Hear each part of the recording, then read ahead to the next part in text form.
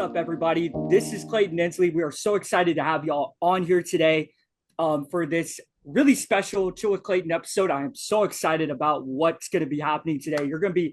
Um, I'm interviewing one of my good friends today, so I'm really excited about that. You'll get to meet him here in just a few moments. But before we start all the time, every episode, remember to hit that like button. Remember to also to subscribe to the channel. It's free, y'all. So hey, let's do it, y'all. And then also, I have the email address, chillwithclayton@gmail.com. You can check out the show. You can give us, hey, if you want to be like our guest here, you want to be a guest, hey, let us know. We can ask for questions and whatever topics y'all want, we'll be in there for it. And we also have our Chill with Clayton Instagram page where we have our daily Bible verses every week. I give a little music, a little song also with it. Pretty cool. So I'm really excited about that. But without further ado, I want to introduce one of my good friends. We've actually been childhood buddies for a while now. We actually used to play baseball together, funny enough. Ladies and gentlemen, please welcome my guest today, Mr. Maclane Ulmer. Hi, everyone. Yeah. So, dude, Maclane, so happy that you are on today's show with us. My first question for you today is how did we end up meeting together? I kind of foreshadowed it a little. Yeah, so Clayton and I, we've been long time buddies, it's like way back when, since we were little. Um, I want to say the first time we ever like interacted was like church camp. It was FBS or like Vacation Bible Schools, kind of like that. Yeah, That was like the yeah, I would first say first so. time. Yeah. Yeah, I would say so because like I'm pretty sure it was like Camp. I don't know if it was like Camp Noah times or was back when it was Armor Up back then. If Yeah, you, way back when, if you can oh remember. yeah, yeah, kind of crazy, but like yeah, that I think that was the time we first met together, but it was like really cool. So like I got to ask, like, when you first like met me, like what was the impression? Like way back when. Yeah. I mean, I was a kid and I can remember, I mean, you and I had good times hanging out together and being a part of church and just spreading God's fame. I mean, that's really all it was, got us connected is we were two like-minded individuals and hey, we're still friends to this day and Lord willing, I hope we're still friends till we're in the ground. Hey man, I love that. I mean, even though we kind of lost a little connection back in high school because we didn't talk as much, but like in these last couple months, we've recently been texting each other, calling each other again, and that's just really how God shows out for friendships. And I think that was really cool. So I'm really excited to like have that friendship with you, and I'm really appreciative of it, man. Yeah, I would definitely say like since we both went to different high schools that we kind of like got a little separation. But then man, once college started, like it was like a God thing. He like just brought us back together and like we would always constantly reach out to each other, pray for each other, send each other testimonies and videos and all that kind of stuff. So it was definitely a God thing of him bringing us back together. So yeah. Yeah. Speaking of testimonies, I was like with our episodes of our show, I'd like for people to share their testimony. So, McClain, would you like to share your testimony with our audience today? Yeah, of course. So growing up, raised in a Christian family household, always go to church on Sundays. And I remember it to this day, the exact day I got baptized, because it was the first day of the new year. It was January 1st, 2012. And I was about 9 years old. And that's when I given my life to Christ. And since then, I have grown with him and gone on my walk with Christ. And it seemed like when I got to college that I would go to church, but like it just doesn't feel the same because I would go with my family, but since I'm in college, I'm not expected to go. But even I would still go. And about the fall of my sophomore year, I just sunk into like a deep depression. I missed my family. Working out in the gym wasn't really doing it for me. And even like just praying, like it just didn't do anything for me. And I haven't told the story to most people, but um, I tried to commit suicide, and I was gonna use a pistol, and I was just done. I didn't want to do college anymore. I didn't want to do life anymore. And there's a famous baseball player that talks about it in a documentary about him trying to commit suicide. And our stories are kind of the exact same. We clicked the gun and the firing pin didn't allow the bullet to go through.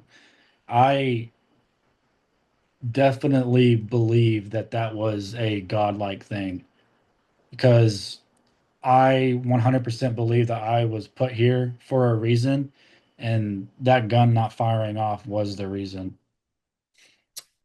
And since then, I uh, I got into a youth group on Wednesday nights, and I feel like I've gotten extremely closer with God, extremely closer.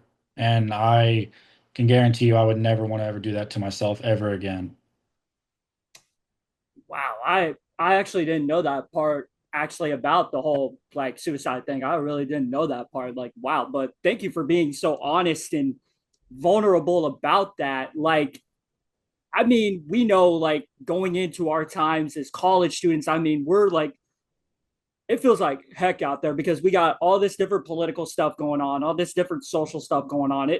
It's crazy times right now, and getting into that age of adulthood, like where you're about to become the full time adult living on your own. It's like it, it can take a toll on our mental health sometimes, and like we want to like brush that under the rug, but sometimes it's not as good as if we brush it under the rug. It's better if we bring it to God and He helps us out with that. Because I mean, I know that a lot of people would very much relate to that part of your story right there.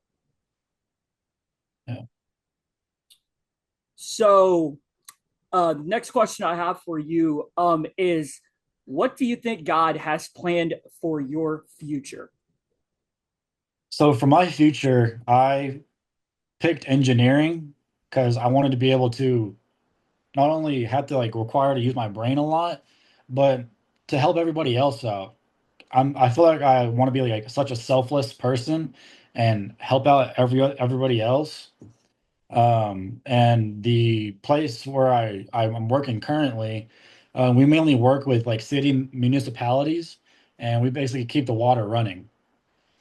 And I feel like God is trying to get me geared up towards the future is to be less selfish and more selfless and help other people. Okay, yeah, yeah, that's really cool. So, going off like that selfless like attitude, like I mean, like, why do you think it's like that for yourself? Like, you think God wants you to be more selfless? Just asking. I think for the longest time, I thought my life was all about me. And even though God does control everything, or He's in control of everything, that my life is about me and what I want to do. And I feel like He's teaching me that, like, hey, you need to, like, relax a bit. Like, there's other people too that you need to help out and take care of. Like, it's not just you. I like that. I like that. So, I know we're all going through college times, but I have no idea. I mean, I have an idea of kind of like what my audience is like right now. And even though we're both pretty much the same age, but do you have any advice for like our audience today who's going through like trials and tribulations? Like, what would you say to them like right now if you got to speak to them face to face at this moment? Face to face, well, first off, I would open it with prayer, obviously. Um, and then I would tell them that it'll pass. Whatever you're going through, it may feel like rock bottom or is rock bottom, but it'll pass. You know, what I've learned through my life is God puts you through things to make you something. Like in order to become something, you got to be put through something. And He, time and time again, and especially in my life, He's put me through struggles to get out of them, to make myself better. So I would talk from my experience, and hopefully they would understand that it's it's just this season. It's not forever.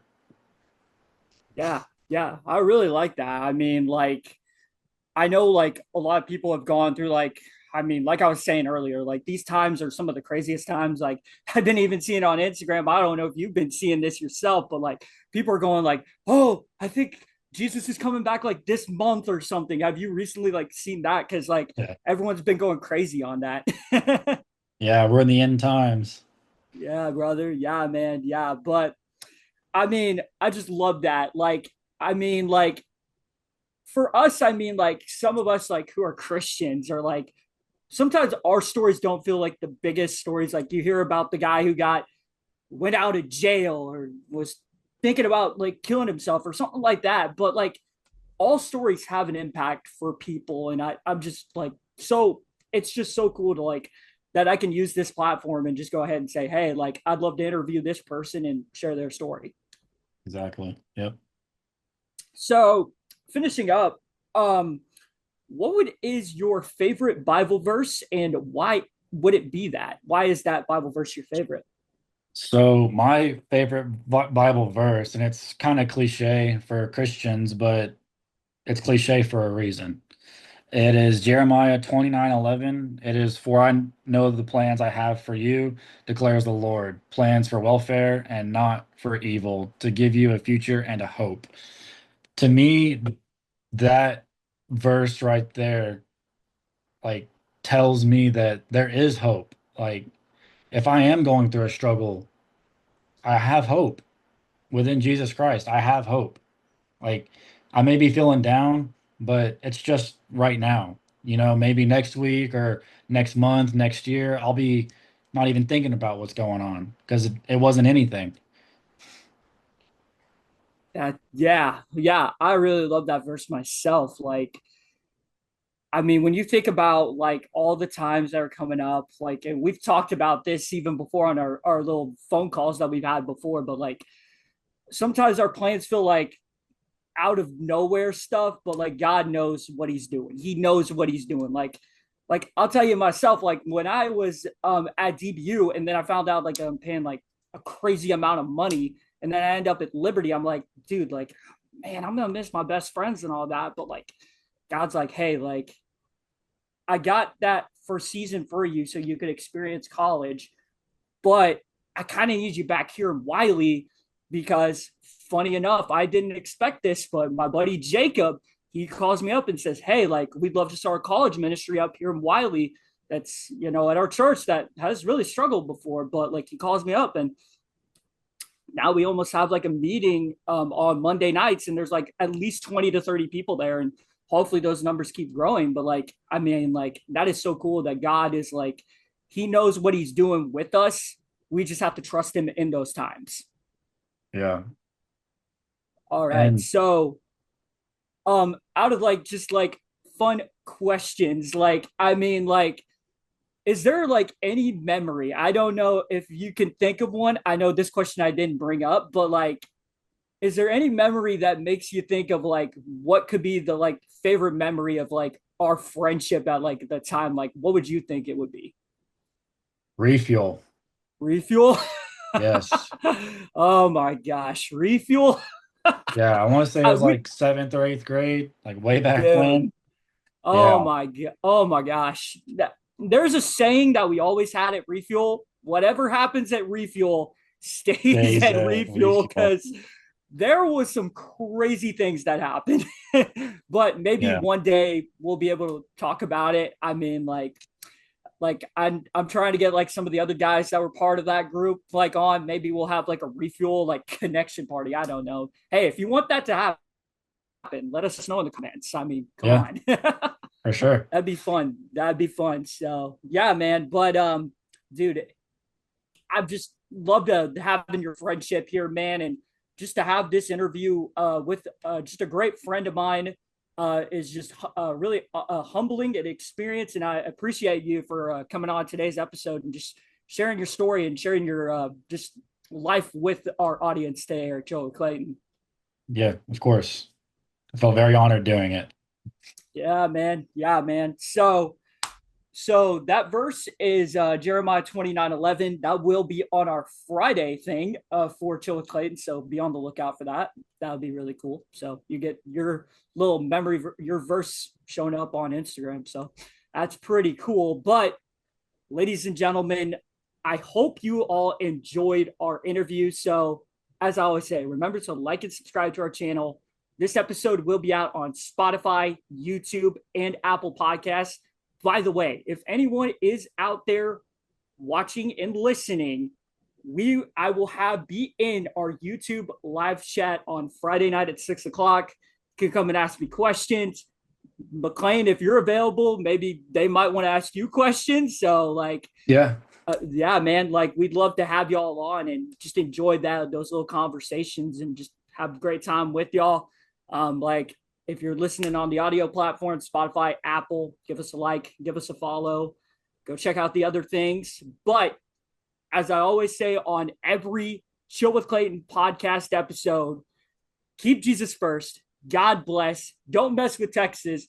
Mac, it's time to do it. All right, y'all. I'll see y'all later. Adios and yeah!